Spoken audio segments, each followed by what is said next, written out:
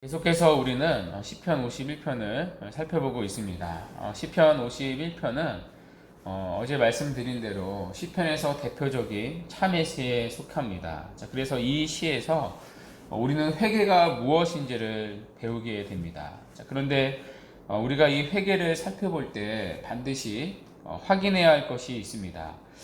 우리의 회개가 제 용서의 원인이 아니라는 것입니다. 많은 사람들이 오해하는 게 있는데요. 회개했기 때문에 죄를 용서받는다고 생각하는 것입니다. 그러나 우리가 하는 회개의 행위 자체가 죄 용서의 원인이 아닙니다. 우리가 회개를 했기 때문에 죄 용서를 받아내는 게 아닙니다. 우리의 죄가 용서받는 원인이 무엇이죠? 바로 그리스도의 속죄 때문입니다. 죄 용서의 원인은 그리스도 예수의 십자가 대속 때문이지 회개라는 행위 자체가 아닙니다. 자, 그래서 반드시 우리가 기억해야 할 것이 있는데요. 회개와 속죄를 구분하는 것입니다. 제가 교리반 때도 이 부분을 집중해서 다룬 적이 있는데요. 많은 분들이 회개와 속죄를 오해하더라고요. 자, 그런데 회개와 속죄를 오해하면 안 됩니다. 우리의 회개 때문에 죄를 용서받는 게 아닙니다. 예를 한번 들어보면 이 예도 이제 교리반 때 한번 들은 적이 있는데요. 어떤 사람이 연쇄 살인을 저질러서 법정에 섰습니다. 자, 그 사람은 재판을 받는 동안 자신이 얼마나 큰 죄를 범했는지 아주 깊이 깨닫고 판사 앞에서 눈물을 흘리면서 죄를 고백하고 잘못을 빌었습니다. 그 고백이 얼마나 진실하고 절절했던지 판사는 그만 감동하며 무죄를 선언해 버렸습니다. 자, 그러면 이 판사는 어떤 판사이죠? 불의한 판사입니다. 피고가 자기 죄를 깨닫고 용서를 구하며 그것은 약간의 감형 사유는 될 수 있을지는 모릅니다. 자, 그러나 무죄 선고를 내릴 이유가 될 수는 없습니다. 피고는 이미 법이 정한 대로 죄값을 치러야 합니다. 대한민국 형법은 범한 죄에 따라 죄값을 치르도록 형기를 명시하고 있고, 또 판사는 당연히 그 기간만큼 재량에 따라 최고형과 최저형 사이에 판결을 내려야 합니다. 판사가 이를 무시하고 자기 마음대로 무죄 선언을 한다면 법이 어기는 것입니다. 따라서 그는 불의한 판사인 거죠. 마찬가지로 하나님께서도 당신을 거절하고 평생 당신의 뜻대로 살아가지 않은 죄인에게 사형이라는 판결을 내리셨습니다. 성경은 죄의 싹은 사망이라고 말합니다. 그래서 인간은 누구나 하나님의 심판 아래에 놓여져 있는 거죠. 그런데 하나님 앞에서 죄를 고백하고 용서를 빈다 할지라도 무죄가 선언되지 않습니다. 이미 하나님의 율법이 정한 대로 죄의 값을 치러야 하기 때문이죠. 자, 그러면 이런 질문이 생깁니다. 회개하면 죄를 용서받을 수 있다고 성경에 말하지 않습니까? 물론 맞습니다. 성경은 회개하는 누구나 죄를 용서받는다고 말합니다. 자, 그러나 우리가 죄를 용서받는 것은 회개했기 때문이 아닙니다. 우리가 죄를 용서받는 것은 십자가에서 이루어진 속죄의 덕분입니다. 예수 그리스도께서 우리의 죄를 대신 지고 죽으셨기 때문에 우리가 지은 죄가 용서받는 것입니다. 자, 앞에 예를 다시 들자면 누군가 그 연쇄 살인범의 죄를 대신 지고 감옥에서 그만큼의 형량을 다 받았다고 합시다.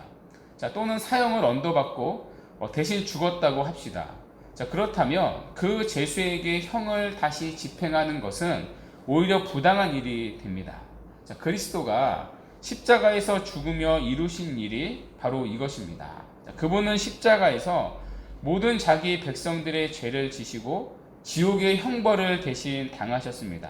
자, 그리스도가 죽으심으로 우리가 받아야 할 모든 형벌을 대신 치르셨고 우리가 하나님께 받아들여질 만한 모든 공로를 확보하게 되었습니다. 자, 이 모든 것이 예수님이 십자가에서 이루신 공로입니다. 자, 그러므로 우리의 죄를 속하는 것은 그리스도의 십자가이지 우리의 회개라는 행위가 아닙니다. 하나님 앞에서 우리의 죄를 실제로 무효로 만드는 것은 그리스도의 십자가 대속입니다. 우리의 모든 죄를 용서받는 것은 오직 그리스도의 십자가 공로 때문입니다. 한마디로 속죄는 그리스도의 대속의 은혜 때문입니다. 자, 그럼에도 왜 회개를 해야 하는가? 자, 그 용서를 실제적으로 누리는 게 회개이기 때문입니다. 자, 우리가 회개하면 그 용서의 은혜를 실제적으로 누리지 않습니까? 자, 또 하나, 우리가 죄를 지으면 하나님과 우리 사이에 거리가 멀어집니다. 자, 그렇지 않습니까? 죄를 지으면 하나님과의 관계가 막히지 않습니까? 기도도 안 되고요. 또 예배를 드려도 은혜가 안 되고요. 또 신앙생활을 해도 기쁨이 없지 않습니까? 그러니까 죄를 지으면 하나님과 우리 사이가 멀어집니다. 자, 그래서 우리는 계속해서 하나님께 돌이켜야 합니다. 자, 그것이 바로 회개입니다.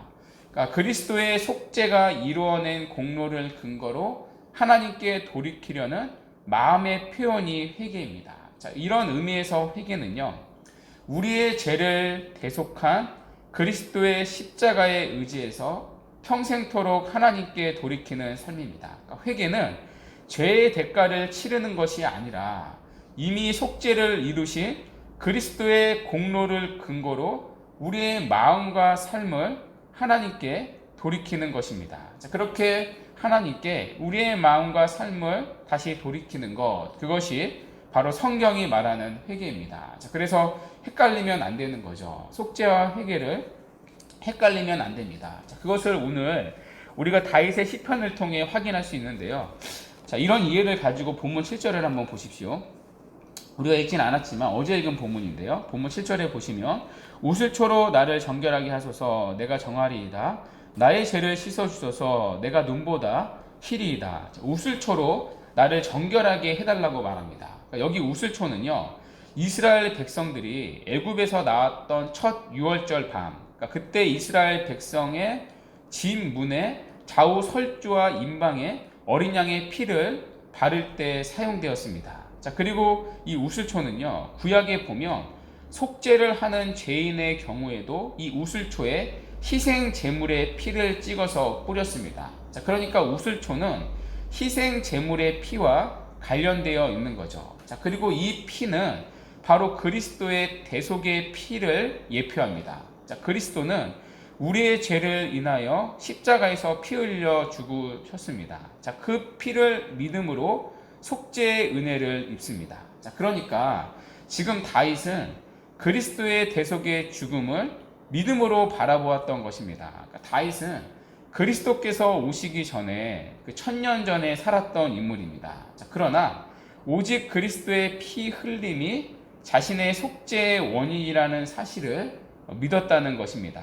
자, 그리고 다윗은 이 그리스도의 속죄에 근거하여 하나님께 마음과 삶을 돌이키는 회개를 지금 하고 있는 것입니다. 자, 그래서 우리가 읽은 이어지는 10절부터 19절까지를 한번 보십시오.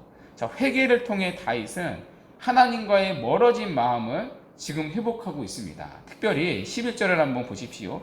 나를 주 앞에서 쫓아내지 마시며 주의 성령을 내게서 거두지 마옵소서. 자, 이 부분을 우리가 오해하면 안 되는데요. 우리가 죄를 짓는다고 성령이 떠나시는 게 아닙니다. 그러니까 우리 안에 계신 성령은 끝까지 함께 하십니다. 자, 그러면 이 11절의 고백은 무엇이죠? 죄로 인해 하나님과의 관계가 멀어지지 않도록 은혜를 달라는 기도입니다. 그러니까 실제로 떠나신다는 게 아니라 자신의 죄로 인해 마치 하나님이 떠나신 것 같이 하나님을 느끼지 못하도록 하지 말아 달라는 것입니다.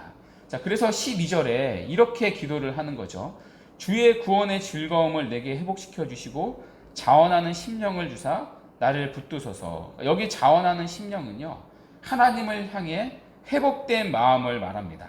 자, 그리고 또 앞에 있는 그 10절에서 기도한 정한 마음, 정직한 영, 이런 표현이 나오는데요. 정한 마음, 정직한 영도 바로 하나님을 향해 회복된 마음을 말합니다. 자, 그러니까 다윗은 회개를 통해 뭘 하고 있는 거죠? 자신의 마음과 삶을 하나님께 돌이키는 것입니다. 하나님과의 멀어진 관계를 지금 회복하고 있는 거죠. 자, 그러니까 회개는 단순히 입술의 고백이 아닙니다. 그러니까 잘못했습니다 라고 끝내는 게 아니라 죄를 향해 걸어갔던 자신의 마음과 삶을 하나님께 돌이키는 것입니다. 단순히 자신이 지은 죄를 고백해서 용서받기 위한 것이 아니라 죄로 인해 떠났던 마음과 삶을 하나님께 돌이키는 것입니다. 자, 그래서 예수님이 우리에게 회개하라고 말씀을 하실 때는요, 우리를 부르시는 사랑의 음성이 담겨 있는 것입니다.